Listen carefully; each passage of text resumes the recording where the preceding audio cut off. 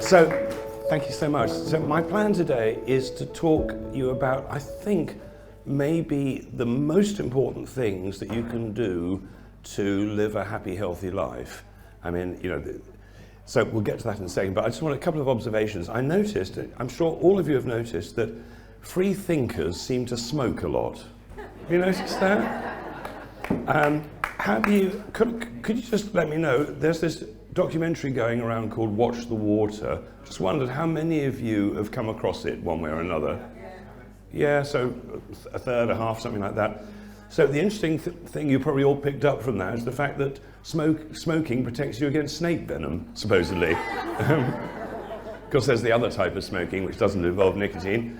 And I mean, I really wonder, of the people who are free thinking, how many of them haven't taken drugs, if you see what I mean. I think that LSD or whatever they're using, I would say opened up the same portal that meditation can perhaps open up in a more spiritual way. And talking of spiritual ways, I was just lying down on the grass in the sunshine, just really blissing out. It was just fantastic. I suddenly remembered years ago I'd seen this woman meditating on the beach, and she looked like a picture of spiritual loveliness as my frisbee hit her in the third eye. I felt a bit guilty about that. So I'm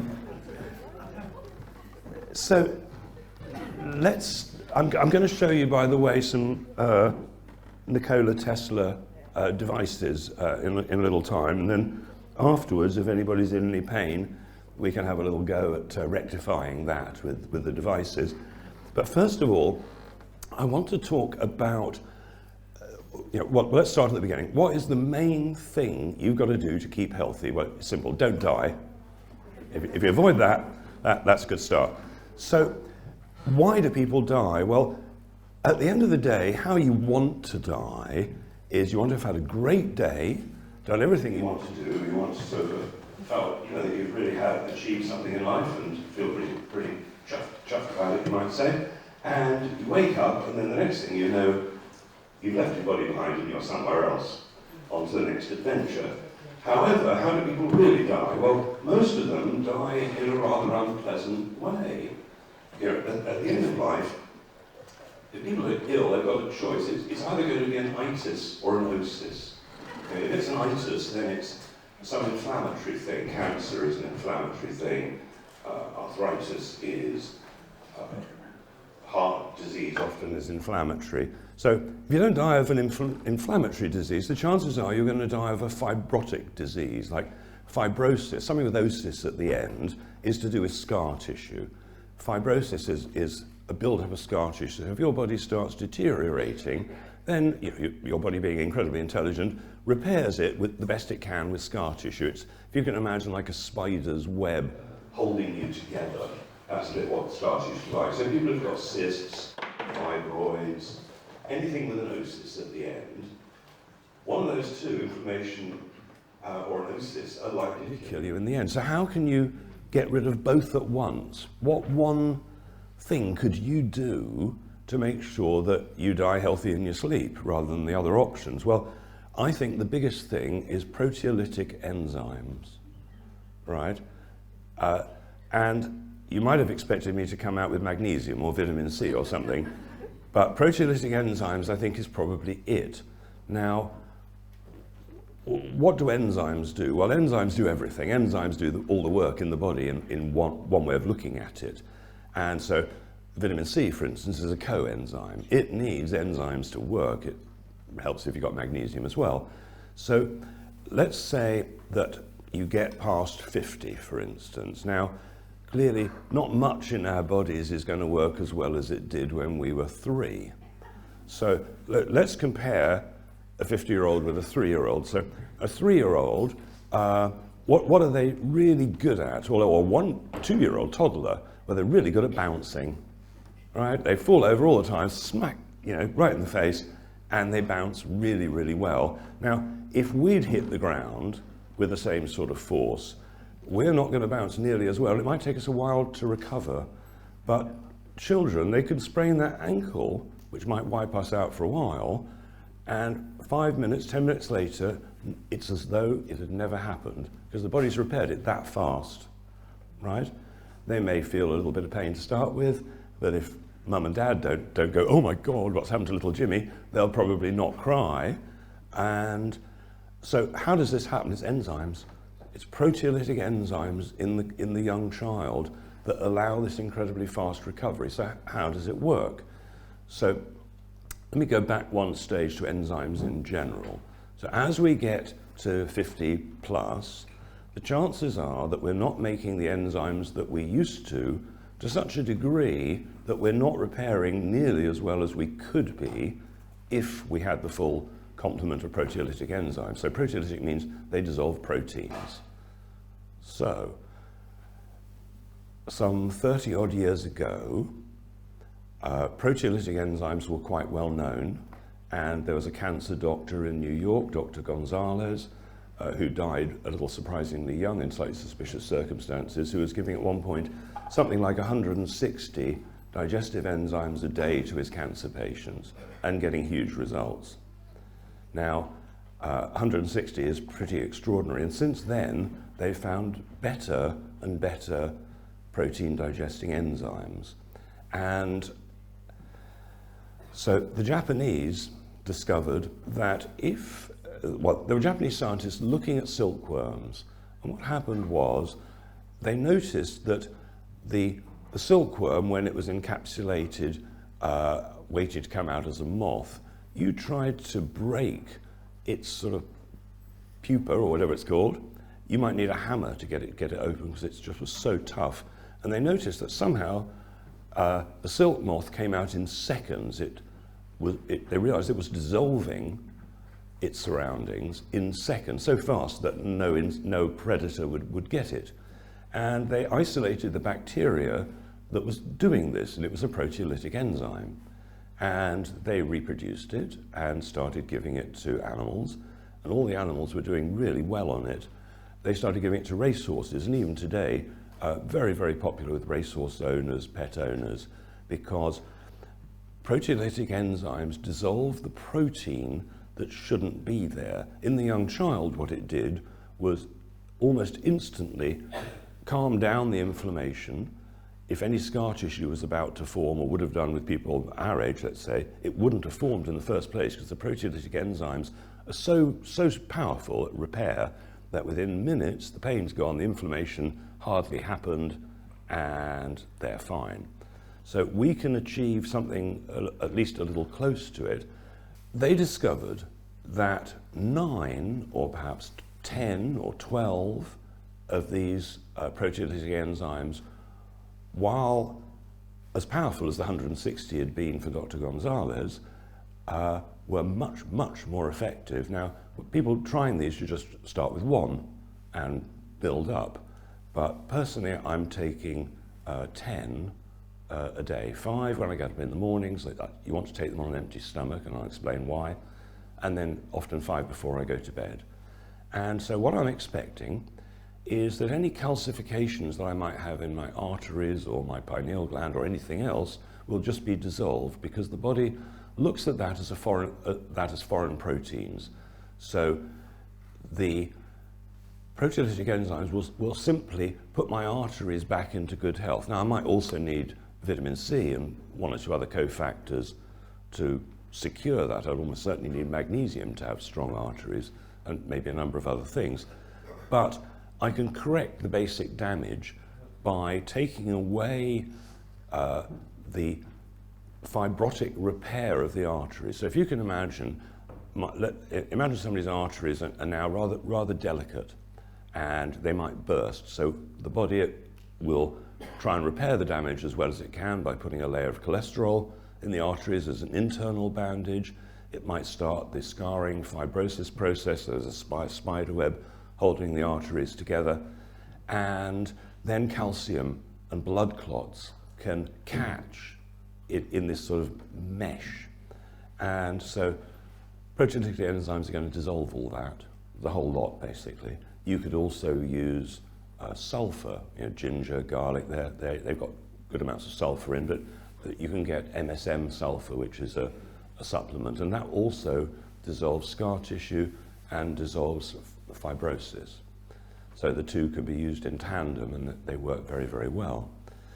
So what else will it do?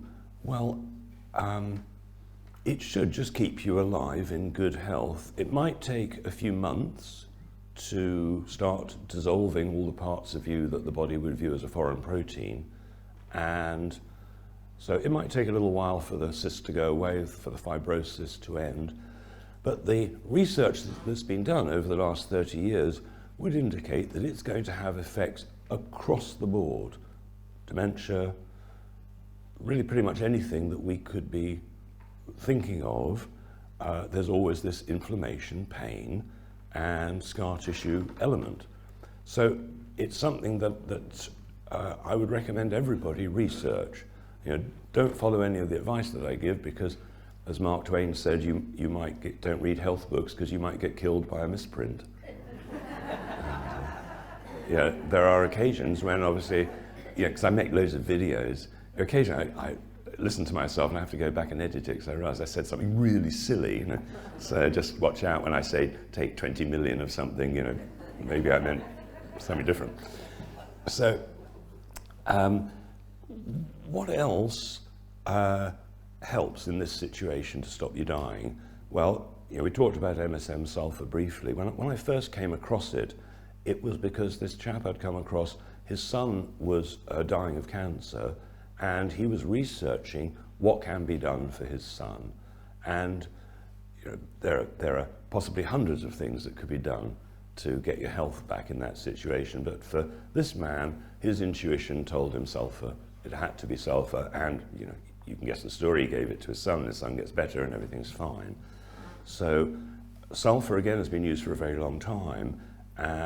Pretty inexpensive supplement, and very important for a whole host of reasons. Can I just ask, I'm just curious, in the audience, has anybody had a result with taking MSM sulfur?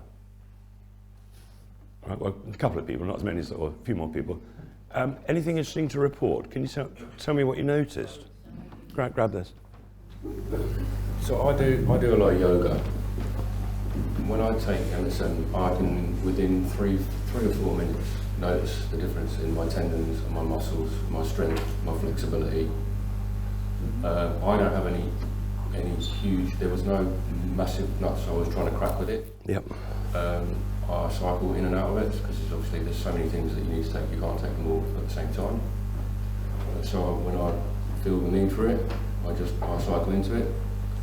As you know, you need to build up to the correct dose. I'm now at the point where I can go straight into 6 grams a day. And I literally, within minutes of drinking it, my tendons and ligaments and muscles feel completely different. But most people say that they... I'll do more reps, I'll lift more weights, I'll have more rotation in my joints. But beyond that, I know it's extremely powerful, although you're shedding even more light on it today. I know it's really good for loads of other things, but that's all I use it for. Just general maintenance of my ligaments and my tendons.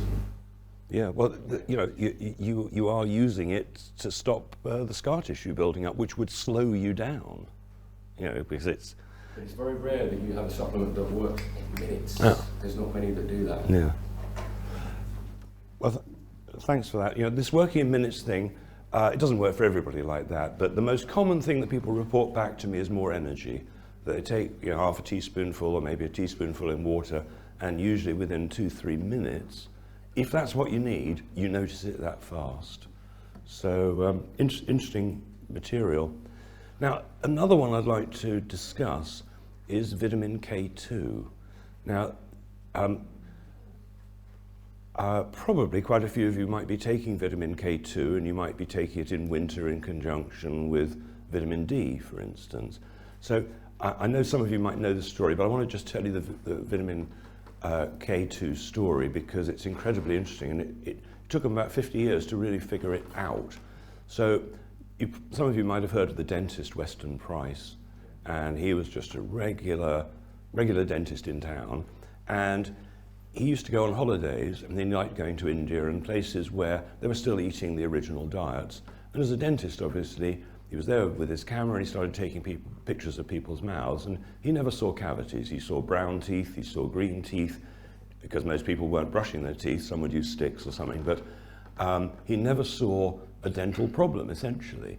But the moment those people were exposed to a Western type diet of processed foods, immediately their mouths sort of fell to bits, which probably describes most of our mouths.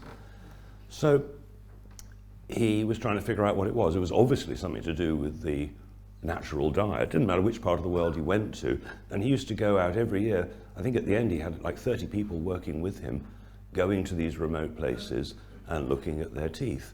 And he was trying to figure out what was the magic bullet, if there was one. Was it their diet in total that was doing this, or was there something special, one thing maybe they were eating?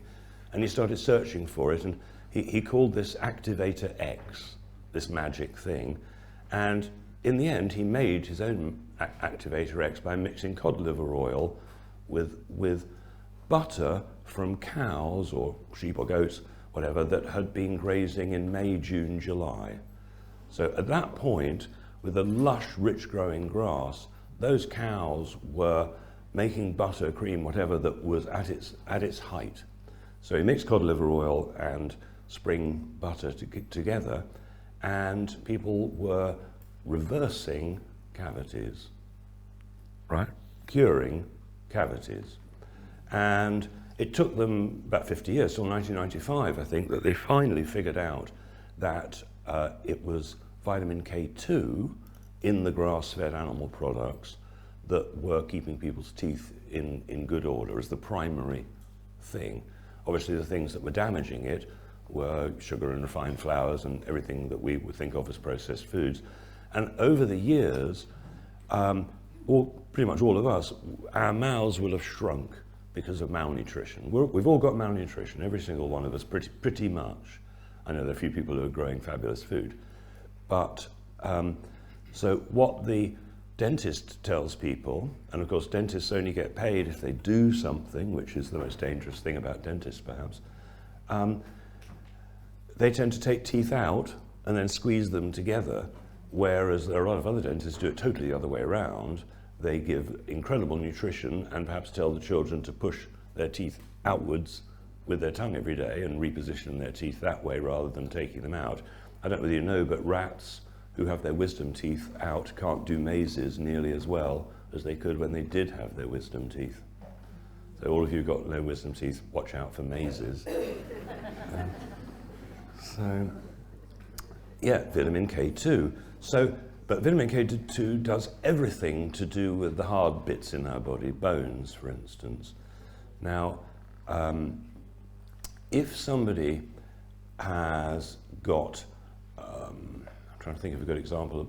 Let's say somebody's got osteoarthritis, osteoporosis. They've got an osis, but they've got another problem in their body that the body needs vitamin K2 for.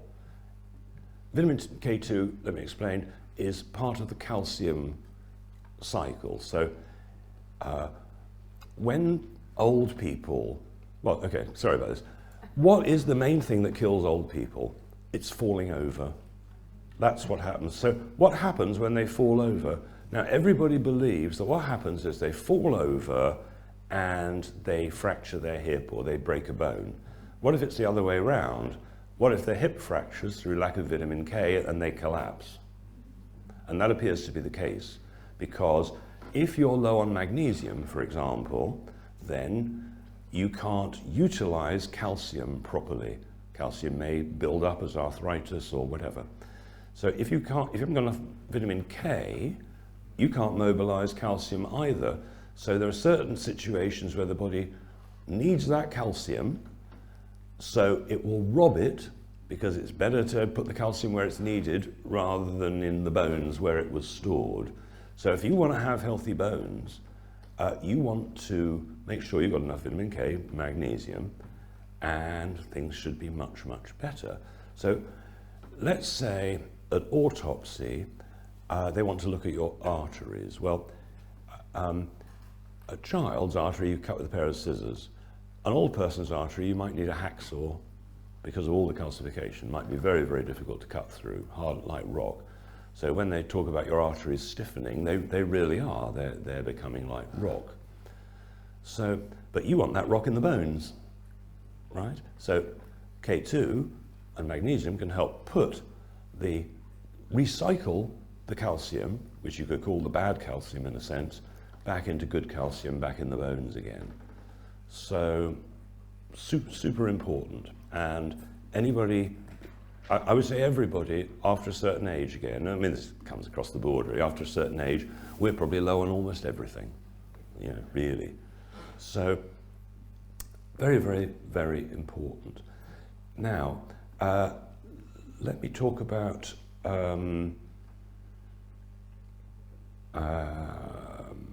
okay, let's get on to the Tesla devices just to change the subject for a bit. So you probably know, some of you, who John Wesley was. You know, there are Wesleyan chapels all over the place.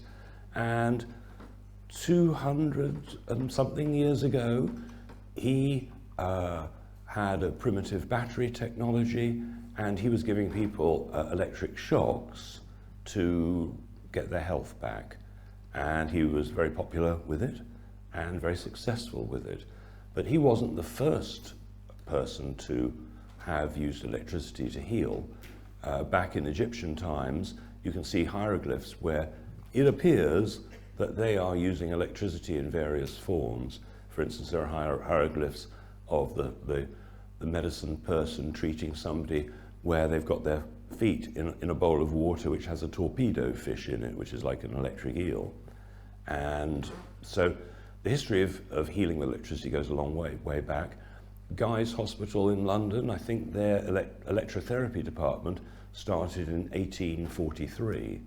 So one might say quite a long time before the drug industry got going, electrotherapy was a normal thing in hospitals. And at that point they were using DC current from batteries or Leyden jars.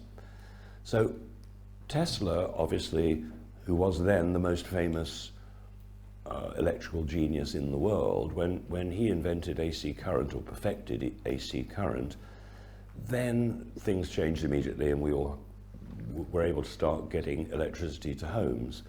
But back then, he needed to make machines that ran on batteries because most people didn't have electricity in the homes.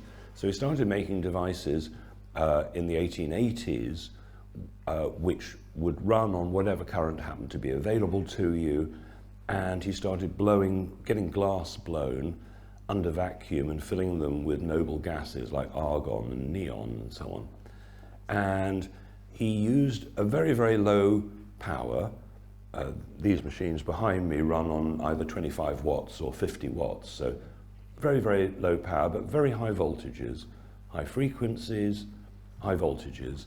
And in 1891, when Tesla was touring Europe, he started showing these devices, and various scientists picked up on it and started developing their own devices. And I was working with a medical doctor coming up to about 20 years ago, and he told me about the fact that Tesla had invented machines that healed.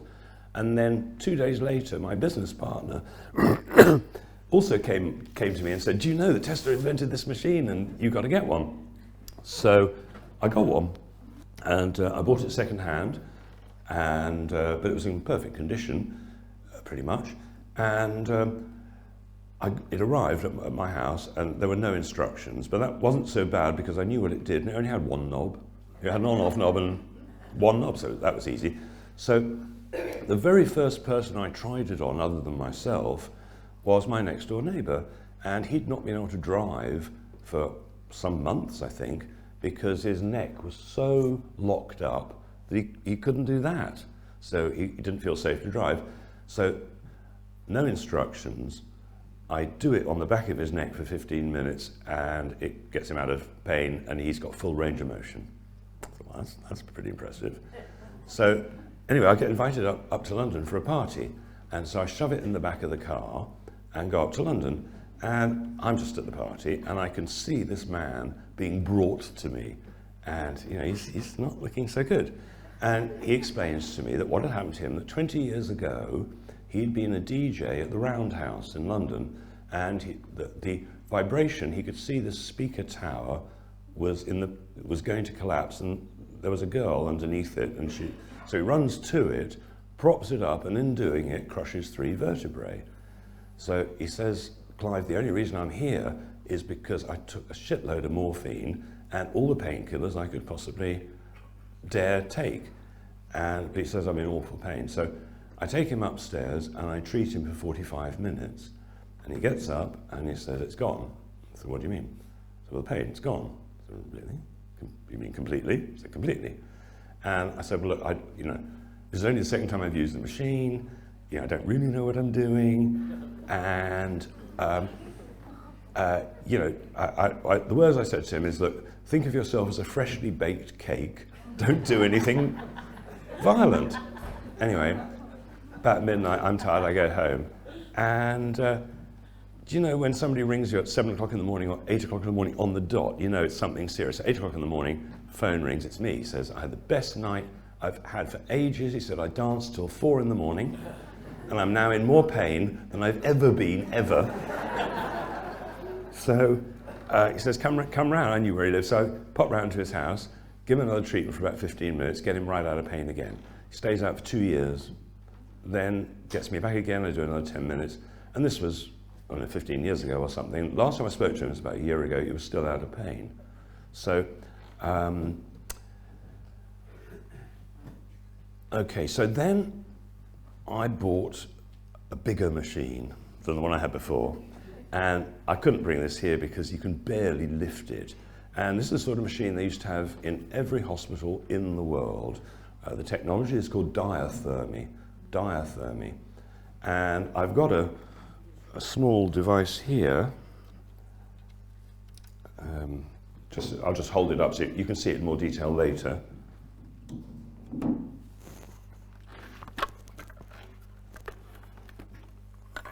Oops, try not to break it. So with this machine here, you can do surgery as well as get people out of pain. So this one's got 4 electrodes in. It's got a general purpose one, which you can use for wrinkles, pain, anything at all. Then it's got one for the thyroid. Then it's got one that you hold in your hand and you charge yourself up with energy. But the one you hold in your hand has another use. Let's say you give it to somebody else to hold in their hand. Then, when you touch them, let's say they're holding it like this.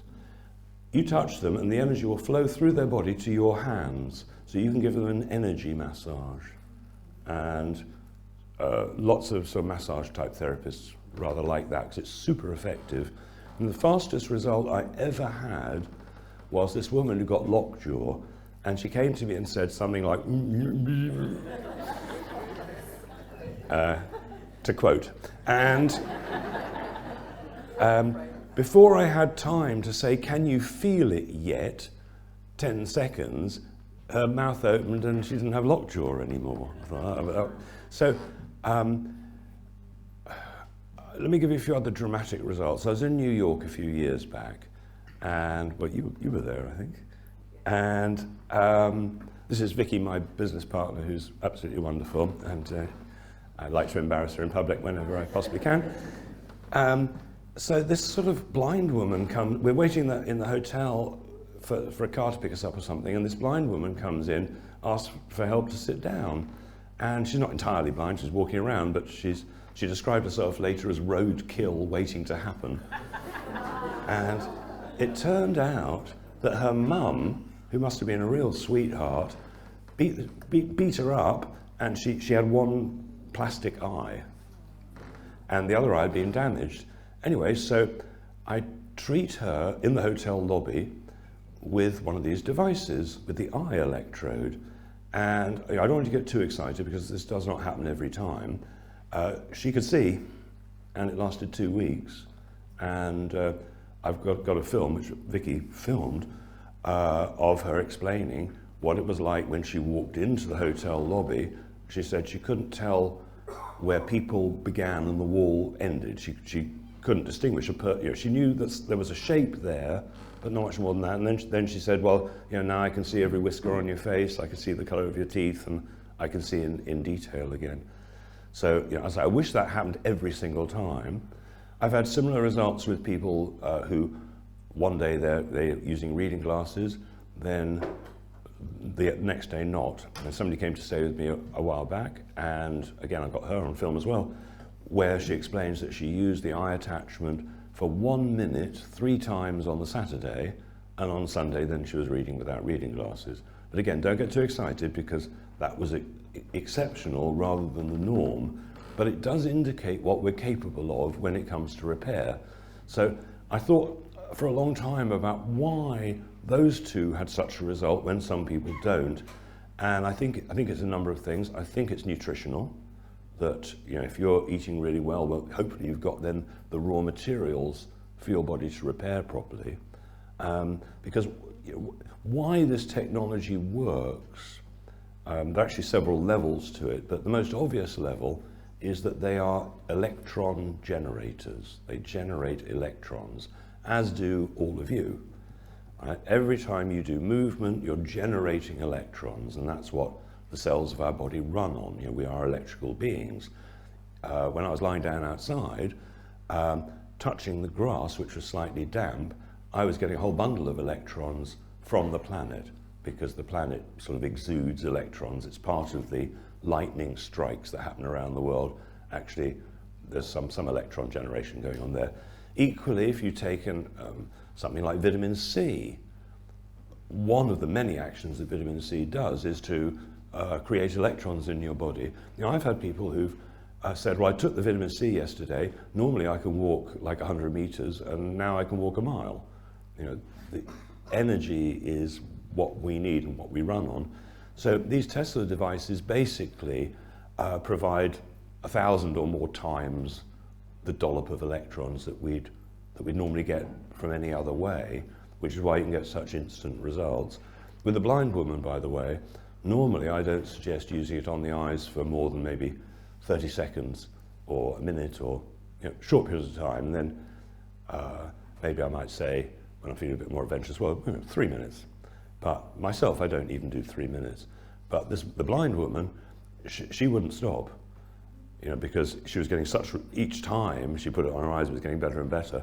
So we probably did a total treatment time of 10 minutes over a 15-minute period. And there's no point in doing more than 10 minutes. That's all the body is going to need. It's not going to take longer.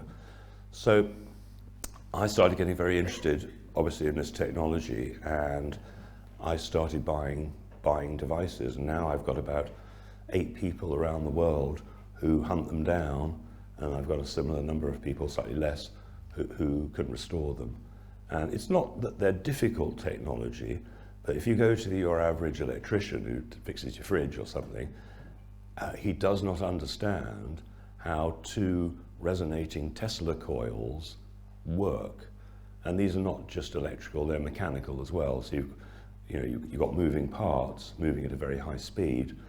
Other versions use spark gaps. I've got one at home where you turn it on and there's sparks going all over the place from these 4 devices, and you can tune them to change the frequencies. But essentially, all these that I brought here only run on 1 frequency. Now, some of you may be familiar with Rife machines like Spooky, or lots of Rife machines out there. Now, they are frequency specific. You think you've got a parasite or something, you can dial up the exact frequencies that would destroy that parasite. So that's one way of doing it, and there are modern machines now that do frequency sweeps, so you connect yourself up to it and it'll run a complete check on your body, like bioresonance, and then it will give you back the equal and opposite frequencies to try and balance you to what the machine believes is the perfect human. So I have played with these sort of machines, and in certain circumstances they can work very well, very, very well. However, I'm not geeky enough to want to play around with lots of frequencies. I just want that off switch and the more switch, the more knob, and that's it, which is what these things do. They are ridiculously simple, super, super simple. And I'll plug one in a bit and demonstrate it. The only problem with demonstrating it is we'll probably have to turn the sound off because it'll probably interfere with it. However, so when I started getting really interested in it, I started testing it out on people. When I give talks like this, usually there's a sort of queue of people at the end who are in pain and want to be treated, and I'm happy to try and treat as many people as there's time to do. And my colleague Vicky is going to help as well, hopefully. So, what can you do with this? Well, let me show you a bigger version. Oh, with this one, which is the only one you can do surgery with of the ones that I brought, how surgery works with this is that, imagine you're an eye surgeon. Now, if you used a scalpel, the eye might bleed and the person might be blind. You could probably correct that blindness using MSM, sulfur, and proteolytic enzymes to dissolve, the foreign protein, i.e. blood in the eye. But nevertheless, you don't want to create blood in the eye in the first place. So ophthalmologists, even now, still use diathermy. They still use Tesla's diathermy to cut eyes, because if you use electricity to cut, that's called cautery, and there's no bleeding because the electricity cauterizes the blood vessels. So, this technology, 130 years old, is still used today. They haven't really necessarily improved on the basic technique. I'm quite sure they have, but anyway, but all the other sides of this technology really got wiped under the carpet, because what happened is by 1910, for instance, they were selling them in chemist shops, in pharmacies, and many doctors started using them. But what worried the pharmaceutical industry was the fact that regular people were buying them. I mean, imagine you lived on the farm, there was no transport. Suddenly, for the first time, if you had a battery, you could heal almost anything conceivably. So let me open this one.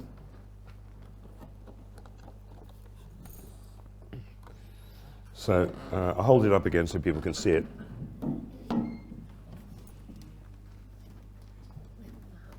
So I'm not going to hold it up forever because it gets quite heavy, but it's all right. Thank you very much. So let me run through these glass attachments, and if I were to use it on myself, which if somebody can help me plug one in, there's a plug there. Let me just bring this over here. So I don't know, it's light enough.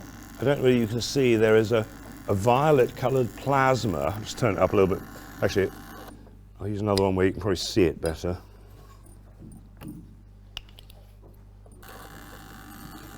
You can hear it interfering with the hi-fi. Can you see that?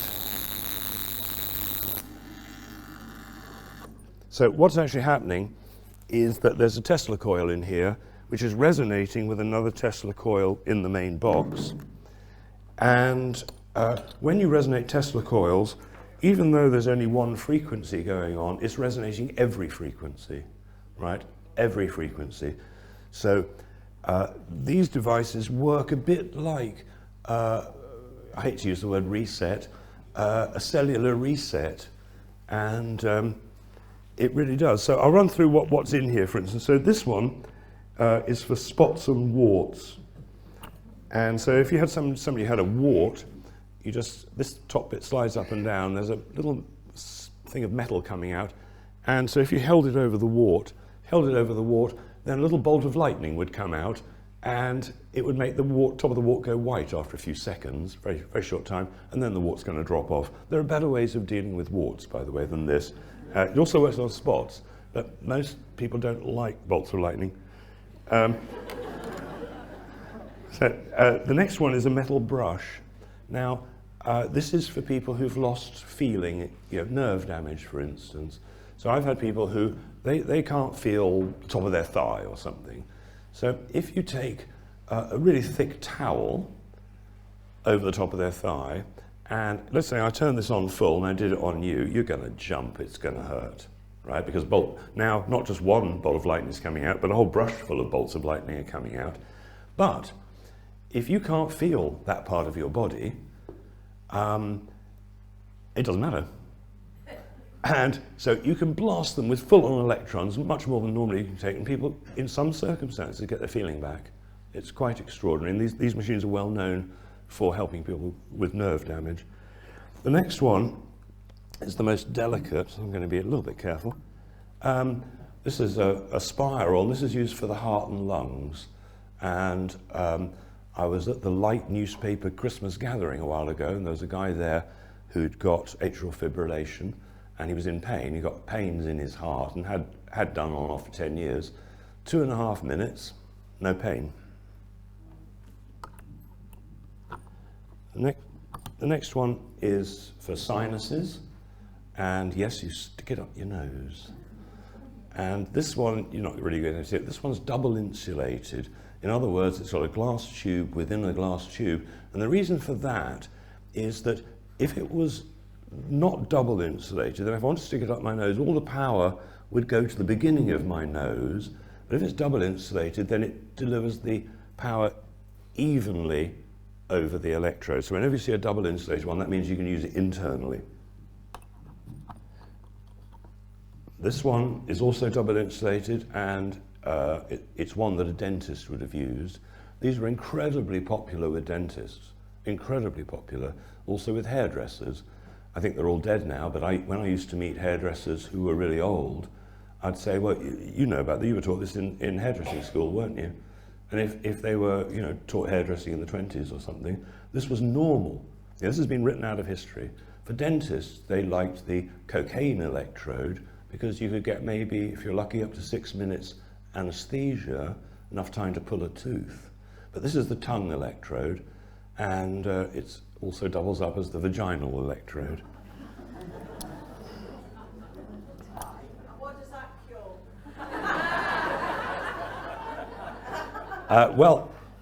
They're quite common, those electrodes, and I think women must have had some interesting problems back then. So this is the thyroid electrode. Thyroid. Then this one again is internal. This is for the throat. And a few years back, I had this lady come to me who had a hole in the back of her throat. She opened her mouth and said, well, the doctors say it's a tumour and I really ought to have it removed. And you could probably put your little finger sort of almost in the hole, right there. I looked in her mouth, it was right at the back. And so it was looking a bit red and angry, and so I put this right in the hole for about 30 seconds, probably not more. It was already looking a little bit better. She got a machine, and 2 months later the doctor said, well, it's gone. This one's for the ears, and this is a good demonstration piece. I like to amuse children with this one because the plasma flows up the tube, and you can see it. So you stick it in your ear and turn it on, it looks like you're being filled up with petrol. Today's prices. Right. So this little rod is like a demonstration piece. If it were a bit darker in here, I could shine the main electrode at this and it would light up at a distance. So it's a demonstration of Tesla's ability to transmit power wirelessly.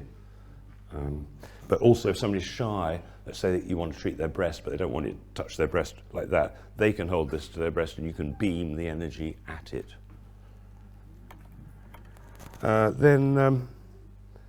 So this is the general purpose one. Then, this being quite a large set, it's got some other interesting ones. This is for deep work. This is for deep internal work, or if someone is in really severe pain, I'd use this one first. Normally I might just use the regular mushroom-shaped one, but this is the most powerful one in the kit. Then this set hasn't got one, but there are all sorts of internal ones for the vagina, ones that generate ozone, and all sorts of different ones. This is for the prostate or hemorrhoids. Then the one I used on the eyes, on the other side, it's got a different one, and in this one you put a little bit of cotton wool, and then you could put a few drops of an essential oil or an alcoholic tincture or something, and energetically drive it into an area of the body that needs it. So what else we got? We've got one for the spine. we've got the type that the hairdressers would have used, and this also can be used over a thick towel to get nerve damage back. Then we've got a different version of a charging one, so you could do massage or just hold that. Then we've got a roller, and the idea of the roller is you can have two separate gases in these. They vary, but this one will probably have two different gases. You can get two different effects at once. And this frankly is useful on hot, sticky days when the glass ones tend to stick on the skin. So that's quite useful. Then lastly, I'm just going to put this down.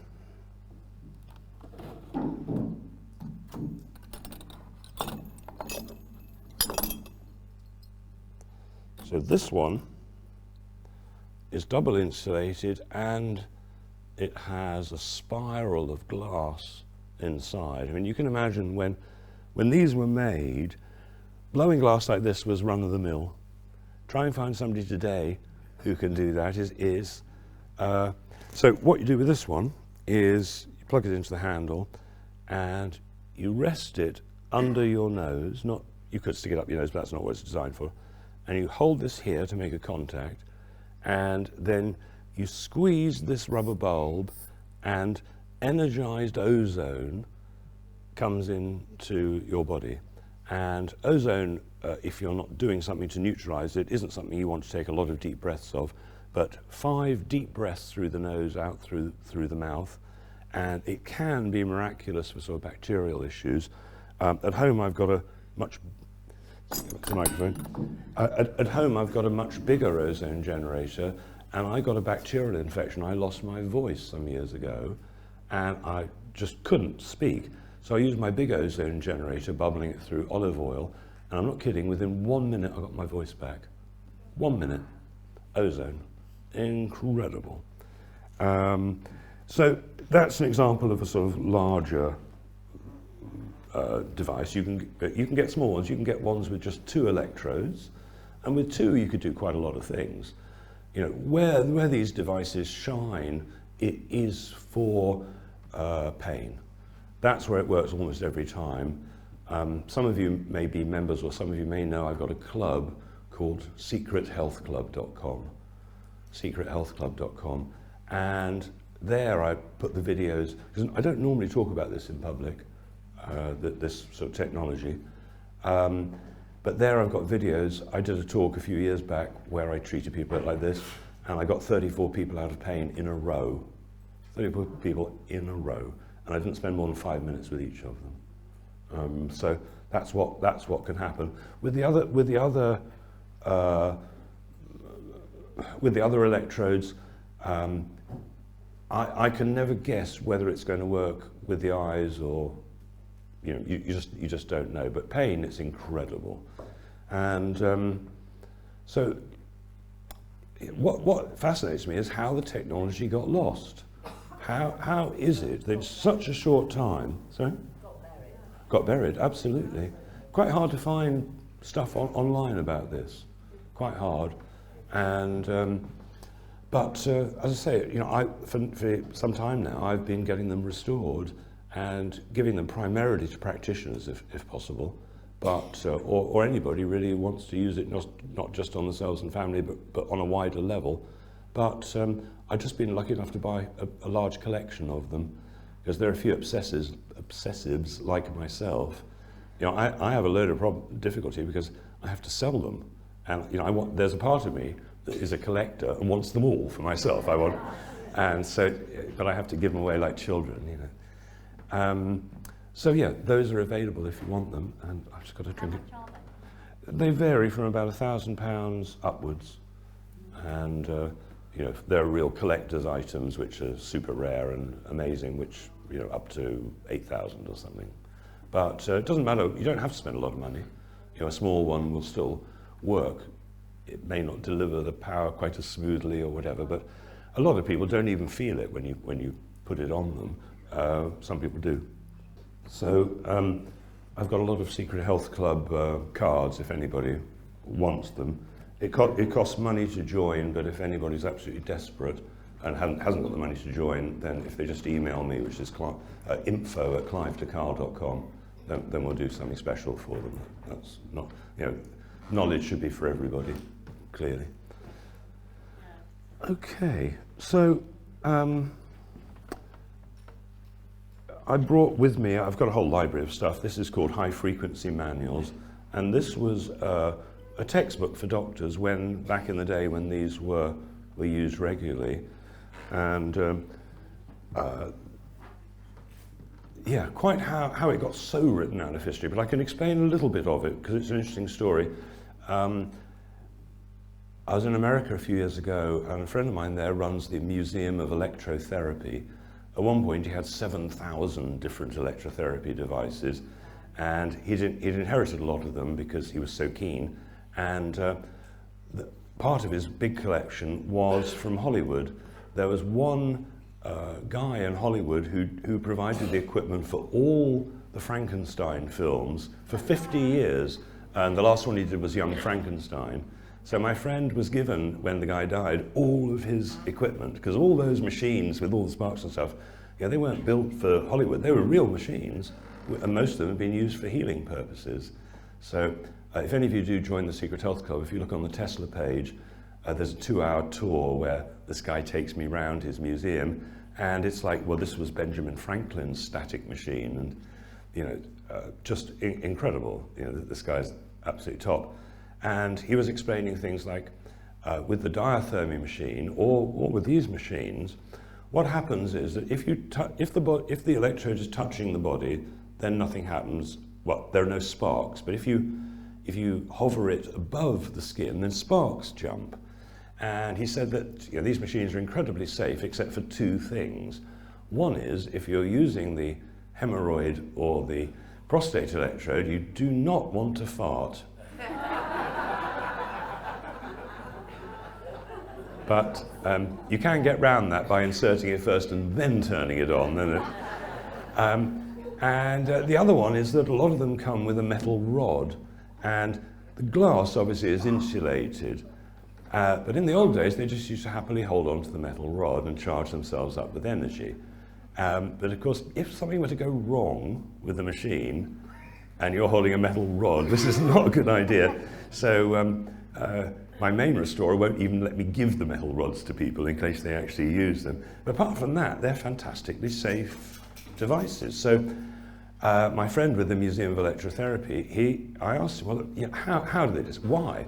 What went wrong? And he said, well, what happened was, as you've just heard, these devices interfere with sound. So radio was taking off in the 20s, and all these machines, the ones used in hospitals, interfered with radio. So they switched from long wave, these are basically long wave, they switched to short wave.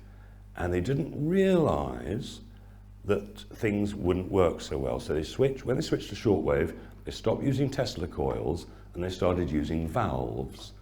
And as like hi-fi buffs will tell you, when they then moved from valves to transistors and then to solid state, hi-fi buffs are the valve sound. That was the best sound.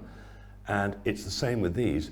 2 resonating Tesla coils are what worked. When they changed it to valve technology and shortwave, well, basically people started dying. And it took them a while, because the shortwave still worked in many cases, but not in every case, like the older ones. And then the Second World War happened. And you can turn these into radio transmitters, particularly the big hospital machines. So they were worried that, you know, spies might start using them. So they took them all out of the hospitals, and that was it. That was the end of the technology, except for surgeons who kept on using them in ophthalmology, and some other disciplines. But the fact that these could heal, you know, on high power they'll cut, on low power they'll heal. After the World War II, they stopped teaching it, and then by the 50s, say in the United States, they'd either shut everybody down. Most of the companies got crushed in the Great Depression. So all the companies of the 20s, many of them didn't survive the Great Depression, because if you were poor, would you be buying a machine when you could be buying food, you know, something like that. So by the 1950s, they basically shut everybody down. The FDA had put out lawsuits, and they'd shut the technology down pretty much. In Europe, it lasted longer, but it was still lost and forgotten. And the bizarre, super crazy thing is, I don't know anybody else apart from me who's talking about this. I mean, over the years I've met other enthusiasts who are using them, but pretty much everybody I know is doing it secretly. I don't know anybody who advertises. So that's sort of how it is. I write a monthly column in The Light. This coming one is about exactly what I've talked about today, which is the proteolytic enzymes and vitamin K2. So you want more detail. The next issue of The Light, I don't know how old that one is, whether it's in, probably isn't published yet. So yeah, I brought this with me. I found this in a junk shop, and I'll have to put it down from it. The thing is, I'd like somebody to try and guess what it is. Nobody so far has actually really guessed. Do you know? I do know, yeah. So this is it. Very nice piece of mahogany and sort of brass, and this bit fits on top and slides up and down like that. So this had a purpose, and I had to be told. I didn't guess what it is. No, it's not a grater. Go on. No, they didn't have credit cards. A little bit old for that. So anyway, people can have a guess. They can come up to me afterwards and guess, and I'll tell you all later on what it actually is. So I brought an instruction book. Where did I put the microphone? I brought this instruction book just to sort of give you an idea as to what sort of things these devices can treat. And I'll just open some pages at random. Unhealthy skin. It does that because it produces ozone on the surface of the skin. So people with psoriasis, people with eczema, they can get fantastic results. It's anti-parasite, right? Now, let's say you know somebody who has been jabbed. Now, let's just imagine, hopefully they haven't, but maybe they've got self-replicating nanobots, loads of fun, in their blood or something in the blood. Now, if you blast the inside of your wrist with a frequency device, doesn't have to be this, many types of powerful frequency devices are anti-parasite. I mean, malaria, which is probably the most dangerous, more people die from malaria, I think, pretty much anything else, that's a blood-borne parasite. You can kill blood-borne parasites.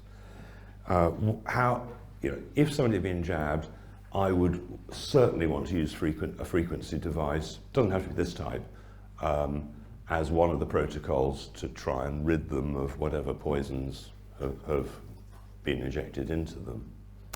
Look at home, which is how to cure pneumonia with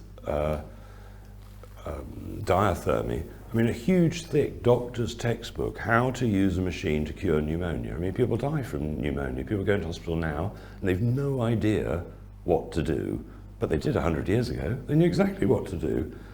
So, lots of skin issues, calluses, freckles, moles, hair, wounds, ulcers,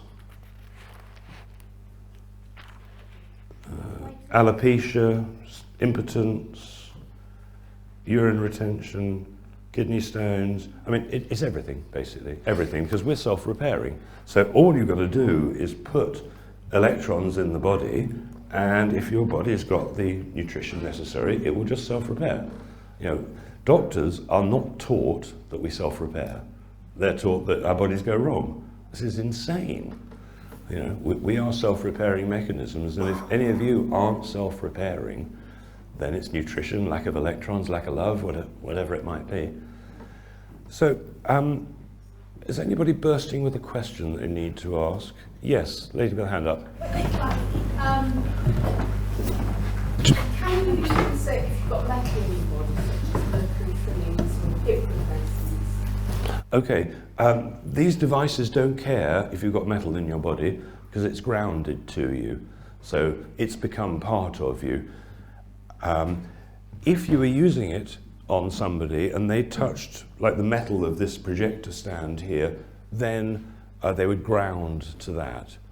If I was using it on myself and I was barefoot, I'm in rubber-soled shoes, if I was barefoot, the power would go right through my body into the metal pins holding the floor together.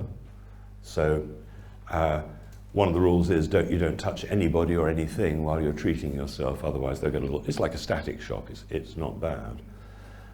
Anybody with metal in their body, let me digress a bit. You mentioned metal in the teeth.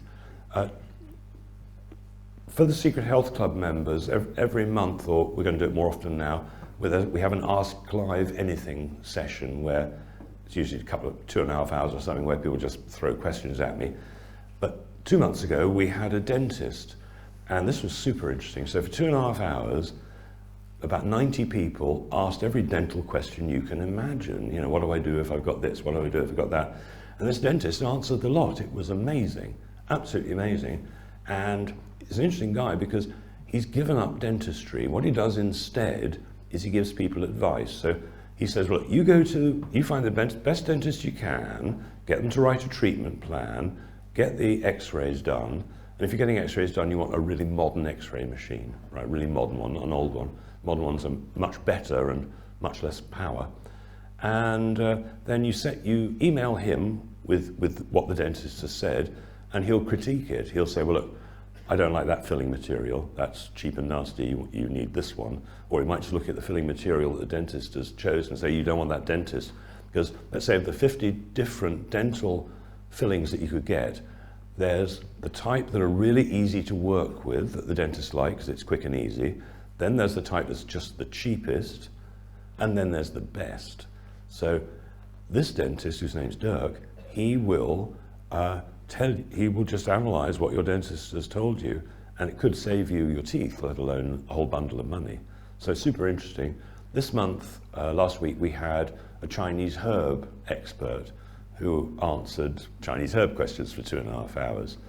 And so I'm planning, hopefully the next one, if I can find the right person, I'm going to get an eye expert so that everybody who's got eye issues can ask, well, I've got dry macular degeneration or whatever it is. And I mean, it's insane. Probably you know, but the standard NHS treatment for some eye conditions is to inject you right in the eye. I mean, what are they thinking? I mean, yeah, that's healing, isn't it? So, yeah. So, I know I'm going on a bit about the Secret Health Club, but it is worth knowing. One of my favourite pages is the babies page, because on the babies page, the first video, I think, is where it teaches you how to recognise the sounds that babies make on the day that they're born. You know, you may or may not know that a baby, doesn't matter what country it comes from, has sounds that it makes which are, I've got wind, upper wind, lower wind, I'm having a poo, I'm hungry, I'm tired, you know, just really basic stuff. And once you've heard the different sounds, you can recognise them, and anybody who's had children go, bloody hell, I recognise those sounds. So what it is that babies, before they cry, they tell you what they need, and if you ignore it, they cry. So babies often make a h sound, or a eh sound, or a o sound, or a sound just before they cry, each one telling mum and dad what they're asking for. So our parents, unless your parents knew this, our parents, when we communicated with them on the day of our birth and onwards, they didn't understand a bloody word we were saying. Right? But you can learn these sounds. It's outrageous. And then there's a video about a friend of mine who teaches children from about the age of 3 to about 11-ish how to see blindfolded. So you've probably seen, some of you have seen it.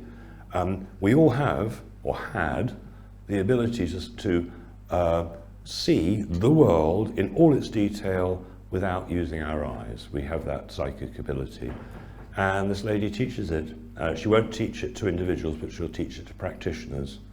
And it can be as quick as 3 minutes to teach a child who can see nothing, just blackness, to see without their eyes. And the film shows these children blindfolded with like professional blindfolds. They can see nothing but black, playing cards, playing games, drawing, you know, telling you exactly which colour pencil they're holding up, doing it as well as they could with their eyes open. So there's also on the babies page huge volumes of advice about, well, not huge, don't want to put you off, the right amount of information to give people who are scared about childbirth everything they need to know about, okay, if you go to the hospital to have it done, what are all the procedures, what is pertussin, what is all the things they want to do to you, how safe are they, what's it really about, what's it's doing to you. I mean, you probably know that the original drug they used to give women to help them go through pregnancy was a mixture of heroin and cocaine. Now, they don't do it that way. They give a paralytic. I've had a lot of clients come to me and saying, well, I wanted to push, but I couldn't because they gave me a paralytic drug. So I think that the medical profession in many cases is satanic. I want a better way of looking at it. I mean, sure, if I was in an accident, I'd want to go to the emergency room, but if you lose your health, why go to a doctor who've never studied health? You know, the average doctor tells me that 4 hours in 5 years of study is what they're taught about health, i.e. nutrition, minerals, vitamins, the lot, which is nothing. They're not taught. At no point are healthy people brought into the room to explain how they stayed healthy. You know, it just doesn't happen, and clearly it should. So, you wanted to ask a question. Can it reinstate smell? Say it again. Can it reinstate smell? I don't know, but we can certainly try. Smell. Okay, well, we can try. It might. How long has that been? 6 months. COVID. Okay, all right then. Well, let's try. You've got a question? Yeah, can it restore hearing or? What? With all these things, it can. It does in some cases, but not in all. And, I mean, obviously, if somebody's got... I mean, tinnitus is a good example. Tinnitus is notoriously difficult to fix because there appear to be a whole load of causes to it. So that's one of the things that I've had the least success with, I would say. But I have had all sorts of people who immediately notice the volume of their hearing go up. But there's a prescription material you can get called aldosterone, like testosterone. Aldosterone, it's testosterone's younger brother, Al.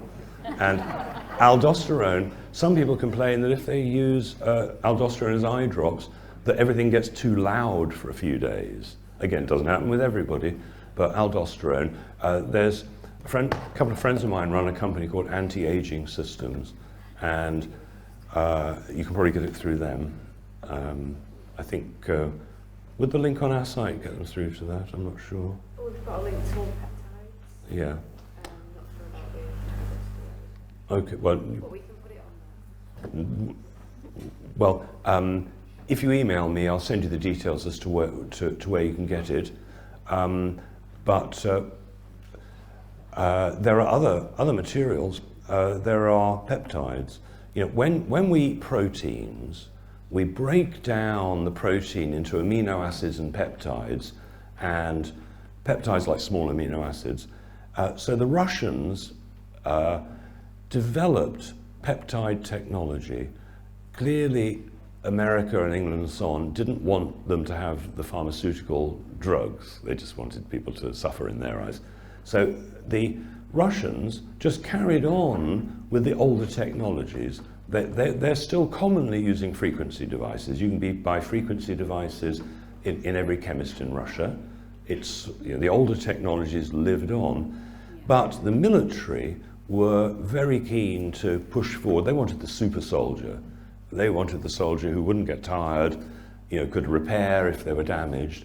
And one of the big worries they had was about eyes, that they knew that the Americans had blinding weapons. You know, the Americans have had frequency weapons since the 40s, 50s, and I came across a really high up Air Force American guy, and he said that we've got 2 frequency weapons that we could use on the battlefield. The first frequency weapon upsets people's stomachs. So let's say there's an army approaching with thousands of tanks. One blast of a frequency weapon, now everybody's shit their pants. And then a second frequency comes down which turns off engines, interrupts engines. So now your tank won't start and you shit yourself. End of war. And he said, well, that's too cheap. That's much too cheap. You want to ask a question? I wanted to ask, are these devices being made today by anybody? Yes. Yes, they are. The Chinese are making solid state versions, not the Tesla coil resonating version, but solid state versions, and they do work for wrinkles. Now, they probably work for other things, some other things as well. That there may be a 20th of the efficacy of the old ones, and there's also a huge problem with the glass. You see, when these were made, glass blowing was a continued art. I mean, Tesla's original glass from 1880 or whatever, well, that just got copied, and there were loads of people making them. But now there are 3 people basically left that I know of who are blowing glass to try and replicate this stuff. All the Chinese glass, I think, is terrible. I can just touch the glass and tell the difference, because glass technology, the manufacturing of glass has changed over the years. At home, I've got, you can buy these online. I've got old glass frying pans. And the advantage of a glass frying pan is you can put it straight on the heat, unlike the modern Pyrex glass. You can't put it directly on the flame. But the old borosilicate glass you could, and then you can lift up the frying pan and see how well it's done underneath without having to turn it over. You can buy this second hand. But now you can't get borosilicate glass anymore because of the pollution. So glass has changed. The modern Chinese ones are, a poor imitation, you might say. And so at the moment, there are enough old ones to keep going. There's 2 original glass blowers who are in their 70s or whatever now, who are both just about to give up. I've ordered from both of them, and the quality isn't as good as it used to be. I suppose their lungs at 70 aren't quite as good at blowing as they might have been. But they're about to retire, but with both these 2 glass blowers, they've got nobody to take over. Nobody's interested. Nobody wants to be a glass blower anymore. And there's another guy out in Germany who I've ordered stuff on, and he's fantastic at blowing glass. I ordered a double eye electrode, and it didn't fit because he'd never made a double eye electrode before, and he just made it too wide. It wouldn't fit. And so this is the problem. I was really thinking of bringing it back and making new ones right now, but the problem is the regulations. You have to, if you actually say what it really is, then they wouldn't let it into America or Europe or England, unless you want to spend a fortune getting it licensed. And it really is quite a lot of money to get these things licensed. Yeah. Have they done studies on people with, say, Alzheimer's? With Alzheimer's, well, studies, and these days, I mean, when back in the 1920s, Alzheimer's really didn't exist. So, and so few people are doing any work with it. It should, in theory, if you've got the nutrition, you're fit and well, it should work no matter what the issue is. But if you had Alzheimer's, first thing I'd do would be, or dementia, I'd give them high cholesterol foods, because your brain's made of cholesterol, fat, primarily. So why there's an outbreak of dementia for the last 50 years or whatever is that people have been told to eat low cholesterol. But your brain's made of fat, it's made of cholesterol. So do you want a brain made of natural materials, or would you like your brain made of margarine? So people have been eating margarine, they've been having bottles of sunflower oil or corn oil or vegetable oil. All those oils are more or less rancid. They taste all right, but you see, at home I've got a seed grinder. So you put some pumpkin seeds in it, you put like a little candle underneath just to warm it up a little bit, to get them warm so the oil is warmer and it flows, and I grind a handle, and the most delicious pumpkin seed oil comes out. You never tasted anything like freshly ground pumpkin seed oil. Anyway, but in the factories where they're making it big time, they'll take those seeds, sunflower, whatever, they won't heat it up with a candle, they'll heat it up with as much temperature as it takes to get a huge ram press to squeeze out the last drop. And you heat up oil like that and it destroys it. So everybody doesn't realize, oh, I've got damaged arteries, oh, I've got this, that, and the other. I've got dementia. It's because they've been eating oils that weren't natural. So it's not that there's any problem with sunflower oil, but there is with that mechanical industrial process. You've got a question? Scanner machines similar to... Okay, so scanner machines, that's what I used to use prior to finding this technology. And So it's a whole different frequency range. These are massively high frequencies, frequencies in the tens of thousands, hundreds of thousands. But with scalar, you've got frequencies of what, 16, 32, 64, 128, and that's it. You've got a choice of 4 frequencies. Now, scalars are fantastic, otherwise known as the pain genie. They are fantastic for getting people out of pain. This works better, but nevertheless, occasionally, if I'm not in the car and I've got one of these in the boot, I'll put a scanner in my pocket, just because if somebody's in pain, you can fit it in your pocket and get people out of pain 8 out of 10 times. Have you got one? I've been led one. I had a stroke last year and a brain hemorrhage, and I've got it on my leg. I've just been speaking to the lady over there who's going to give me a session with her Tesla machine. Right. Well, yeah. So if there's time, I'll have a go as well if you want. All right. You've got a question. What's happening with your body when you get arthritis, and how can this help? Okay, well, as some people in this room know, some 35 years ago plus, I took an antibiotic, and the next thing I know, I've got rheumatoid arthritis. I've become type 1 diabetic, and I get to the stage where I can no longer walk. I've long given up driving my car, and then one day I can't get out of bed. As hard as I try, I'm in so much pain, and I can't bend anything. I couldn't get dressed. It was impossible, so they put me in hospital. I'm in hospital for 3 weeks or so. They give up and say, well, drugs are the answer. And I say, I'm not low on drugs. Something's gone wrong, but I'm not low on drugs. You gave me one before, and now look where I am. And so I fixed myself. I got myself taken out of hospital, and I realized that I was low on magnesium, number 1. So anybody's got arthritis, the first thing they need to understand is they're almost certainly low on magnesium. And I took magnesium, vitamin C, a whole host of things. I went for it, took everything I thought I might possibly need, and I had arthritis so badly, if you'd looked at my hands or my joints, you would have thought I was a really, really, really old person. And it all went away. All the arthritis went away. 35 years ago, and I'm fine. So there are other things, MSM sulfur is going to help, the proteolytic enzymes are going to help big time, and proteolytic enzymes are perfect for anybody with Alzheimer's and dementia. I mean, again, on the Secret Health Club, you just go onto the Alzheimer's page and you'll find loads of famous people giving better advice than probably I can. So, I think the thing is, don't give up. Whatever you think is going wrong with you, even if the doctor's told you it's terminal, it's this, it's that.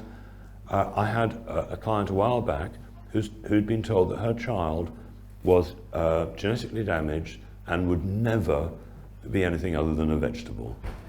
And she proved him wrong. I recorded an interview with her, and it was nothing to do with me, she did it herself. And she put so much effort into it, she realized it wasn't genetic. It wasn't, her child wasn't going to be like that for life, and now the child's living a relatively speaking normal life. If she'd believed the doctors, that would have been it. There's a great video of this woman who had been told she got multiple sclerosis. And she got to the stage where she couldn't get dressed by herself, she couldn't go to the toilet by herself. She was 35 years old, had children, right? She got to that stage, and the doctors had put her on the drugs, and they said, it's only going to get worse, bye-bye, sort of thing. And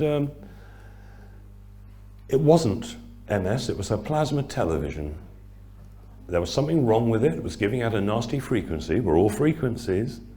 And 6 weeks after getting the TV out of the house, her MS symptoms stopped. Right? Now, if she believed that, well, she'd be dead. What would happen to her children? So I've got to wind it up. Just in brief, if you want to get in touch with me, my website is clivedecarle.com. There are a bundle of cards here on the desk for the Secret Health Club. I'm going to take like a 15-minute break or something, and then I'll start treating somebody, and Eli will be able to say where I can successfully do it. So thank you all very much. Enjoy the rest of the afternoon.